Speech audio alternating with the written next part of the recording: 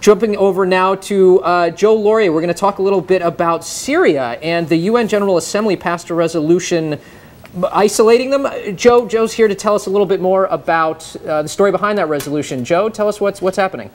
Yeah, the General Assembly yesterday passed by 137 to 12 with 17 abstentions. Essentially the same resolution that Russia and China had vetoed on February 4th. It calls for the implementation of an Arab League plan, and that is for President Assad of Syria to step aside for his vice president and form a national unity government, later having general elections. Of course, Assad has rejected this, and Russia and China were among the 12 countries that voted against, Iran being another one. And therefore, the UN is kind of stuck right now. There's not much more they can do. This is a non-binding resolution. It cannot be enforced in any way. But it does diplomatically isolate the Russians and the Chinese and puts more political pressure on the Assad regime in Syria, who seems to be impervious to any kind of outside pressure. The Russians did try to introduce some amendments that were promptly rejected by the Arabs League, who put this resolution together. And they basically wanted the rebels inside Syria to disassociate themselves from foreign powers, foreign money, foreign influence, because all along the Russians and the Syrians have been complaining that there are outside powers meddling, and this was dismissed pretty much by the West until now. We see that al-Qaeda is actually getting involved in the Syrian rebellion, and that is, I think, a political headache for the United States and for the West.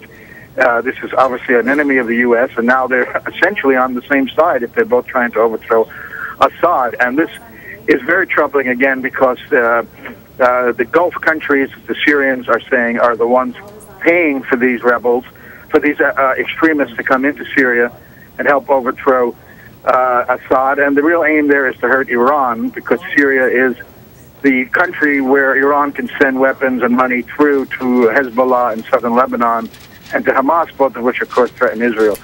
So getting rid of the Assad regime is one way to weaken Iran's influence in the region rather than confronting them directly. Joe, does this bring the specter of military interaction more into focus? Well, I don't think so. I think because the diplomatic road is pretty much closed at the moment. They had some talk about opening a humanitarian corridor, but that would require maybe armed peacekeepers on the ground. That's not going to happen. The Russians won't let it happen.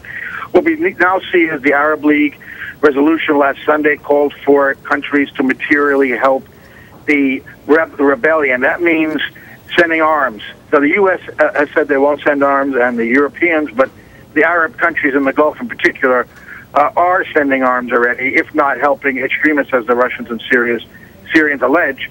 So we're going to probably see more arms flooding in there. That's probably the last thing the Syrian country needs. But unless Assad listens to pressure from this resolution, unless the Russians and the Chinese tell him, look, we're getting diplomatically isolated here. This is an embarrassment for us supporting you.